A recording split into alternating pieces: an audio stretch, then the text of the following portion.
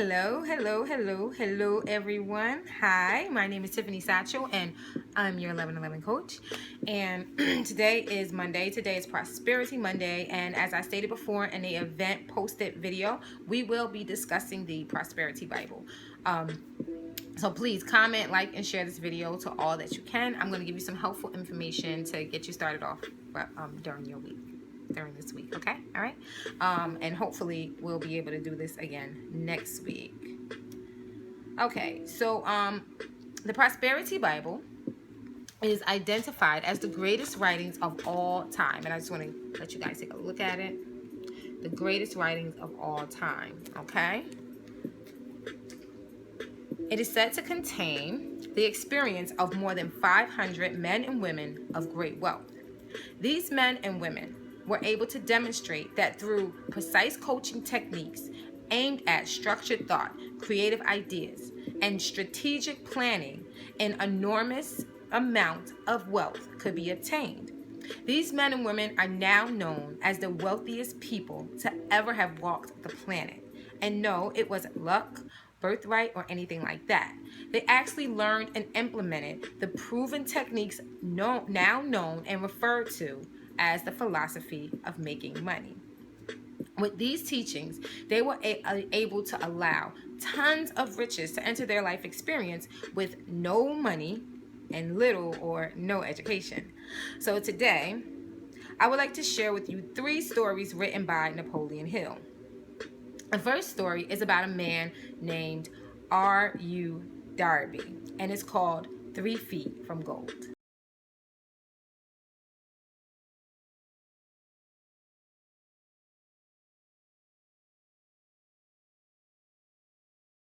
Okay, so now this story is about a man named R.U. Darby, and it's called 3 Feet from Gold. Darby had an uncle who, during the gold rush days, had caught gold fever. His definite lust for gold transpired into a quest for him and Darby to head west and stake their claim for wealth. After weeks of digging, Darby's uncle finally discovered a shining ore, but would need machinery to extract it from the mine. So his uncle returned to his home in Williamsburg, Maryland, and informed his family and friends about it, who in turn put their money together and purchased,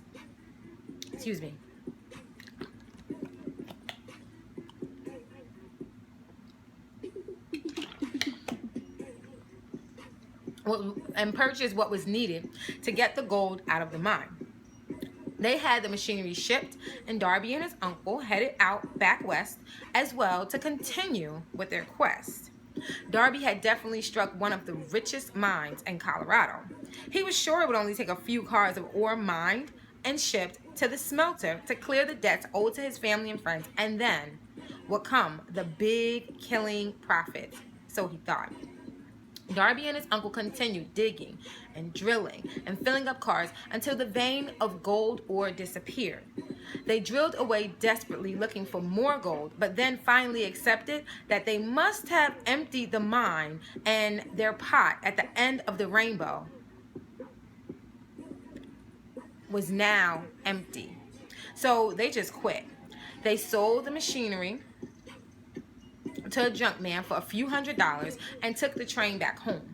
The junk man was smart though. He called up a mining engineer to do a little calculating of his own in the abandoned mine. The engineer's calculation showed that the vein would be found just 3 feet from where the Darbys had stopped drilling. The junk man wound up taking in millions of dollars in gold from the Darby's mine because he knew enough to seek expert counsel before giving up. Darby didn't receive as much money as the junk man did. The exact amount of money he did take in wasn't mentioned, but they did say, excuse me,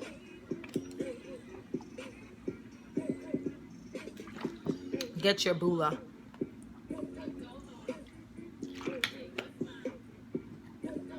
Okay. All right. Darby didn't receive as much money as the junk man did. The exact amount of money he did take in wasn't mentioned, but they did say he paid back every penny owed to his family and friends, and that it took years to do so, so it probably wasn't much. Long afterwards, Mr. Darby recouped on his loss in money over time when he made the discovery that desire can be transmuted into gold by going into selling life insurance. He learned a valuable lesson from his experience in the mining business. His thought was, I stopped 3 feet from gold, but I will never stop because a man said no when I asked him to buy insurance.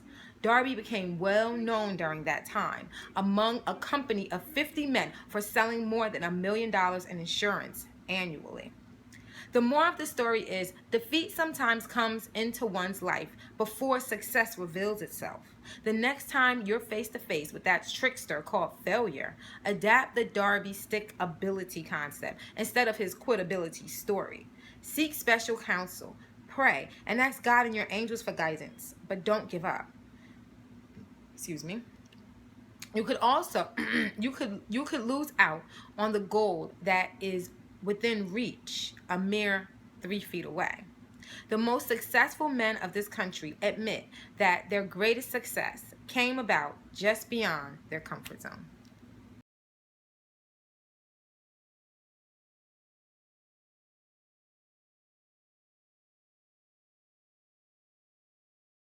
Okay, so now this brings us to our second story, called The 50-Cent Lesson in Persistence, written by Hill as well. After losing tons of money in the mining business, Mr. Darby learned another lesson after achieving his degree in a school of hard knocks. Darby and his uncle were working together, grinding wheat in an old-fashioned mill. His uncle's farm was home to a number of black sharecropper families. One of the sharecropper's daughters visited Darby's uncle while he was helping him that particular day, stating that her mother wanted 50 cents. Darby's uncle refused to give it to her, chewed her away harshly, and then kept on working. After a few moments went by, his uncle noticed that she was still there, and he got very angry. In a much sterner voice, he urged the girl to go home or he would get a switch for her. But the little girl never budged. Finally, Darby's uncle charged at the small black girl to whip her for being disobedient. And do you know what that little girl did? Instead of running away for dear life, she surprisingly took one step towards him and screamed at the top of her lungs, "My mammy gotta have that 50 cents. The uncle stopped dead in his tracks, looked at her for a minute, and willingly gave her the $half-dollar coin in his pocket. The little girl took the coin, then backed away from the uncle and walked backwards out the door, coin in hand. It's a little quicker right there. Coin in hand. Darby couldn't believe what he had witnessed. He couldn't believe that a little black girl had conquered a white man. He couldn't figure out what had happened as he watched his uncle looking out into space, sitting down in a box, staring out the window. Well, years later, he found the answer to how an ignorant, illiterate black child conquered an intelligent white man. He began to realize that just as he didn't give up at selling insurance just because someone said no, the little girl was determined to receive the 50 cents for her mother, and she wasn't backing down. Now he had material to use when someone rejected his offer to purchase insurance. Anytime someone said no, he would remember how his uncle said no. But the little girl persistently stood there waiting for what she had come for. Darby had learned the art of converting defeat into stepping stones, which we will discuss later on. The truth is, for one to be successful, all that's needed is a sound idea, and it all begins with a single thought.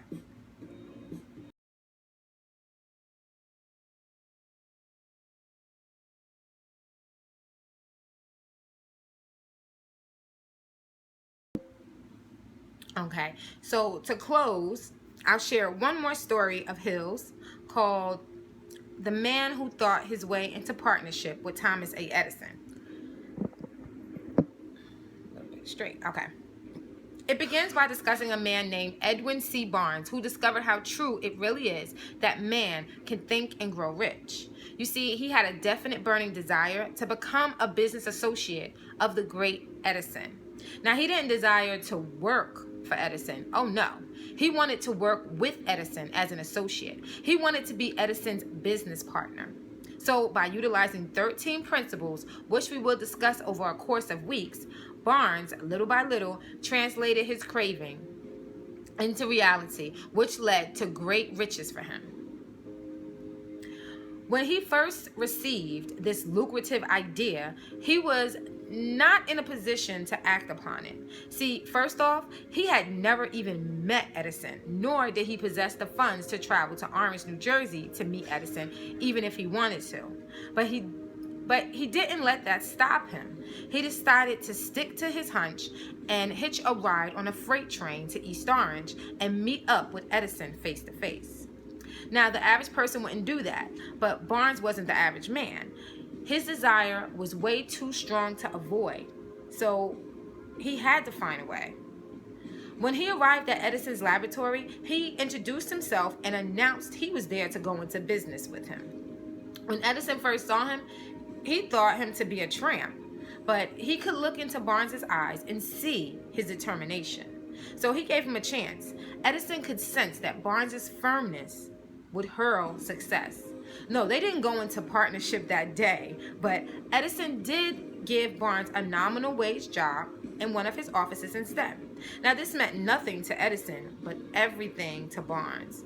It would give him a chance to display his merchandise to Edison, which would lead up to them becoming business partners, so he thought. And so, over a course of months, he began intensifying his desire, preparing for his chance at an alliance with Edison, holding fast to the thought, I came here to go into business with Edison, and I'll accomplish this if it takes the remainder of my life, and he meant it. Now, to Barnes' surprise, his opportunity did appear, but in a different form and different direction than he imagined. Barnes' initial desire wasn't to be a salesman for Edison, but when Edison completed his invention of the Ediphone, none of his salesmen would touch it. They felt it would take great effort to move, but not Barnes. You see, he knew he could sell it. He took this as his opportunity, and he acted. He did so well at selling Edison's invention that he did go into business, that they did go into business together. They constructed a contract to distribute and market Edison's invention all over the nation, fashioning the slogan, made by Edison and installed by Barnes, thus proving men and women really can think and grow rich. Barnes basically thought himself into a partnership with Edison and thought himself into riches as well. Now, they never specified exactly how much money he gained, but they suggested it was around $1 or $2 million, which during that time was truly a fortune. Barnes started with nothing, no money, no influence, and little education, but he did have a desire, determination, initiative, and most importantly, he had faith and the will to win. And with these abstract forces, he became Edison's right hand as well as a wealthy man. Barnes' story from rags to riches demonstrated this. Truly, your thoughts are a powerful thing, and when combined with sureness and veracity, persistence, and a clear, burning desire, man can do anything. Barnes' life story is a perfect demonstration that when men really, really desires a thing and is willing to accomplish it by all means necessary, he is sure to win. It's the thought that counts. When his opportunity presented itself, it looked nothing like what he intended or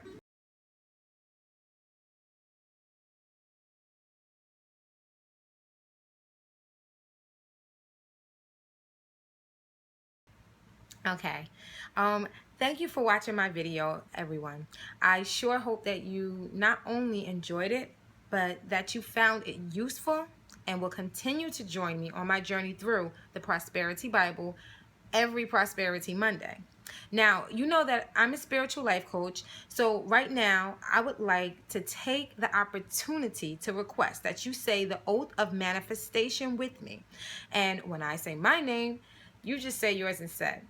Okay? All right, so let's begin.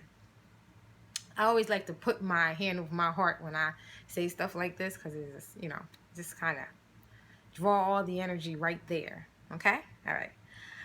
I, Tiffany, accept and receive unexpected good, unexpected wealth, unexpected prosperity, unexpected money, unexpected resources, unexpected provisions, unexpected favor, unexpected love, unexpected kindness, unexpected generosity, unexpected offers, unexpected ideas, unexpected hunches, unexpected miracles, unexpected friends coming in unexpected ways from unexpected places in my life and the lives of all those that are connected to me, and even those I might come in contact with on today.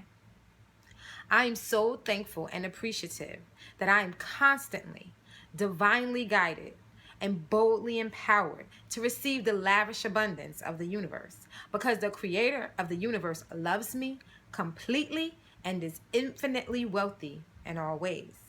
I accept the principle that abundance and prosperity have already been given to me.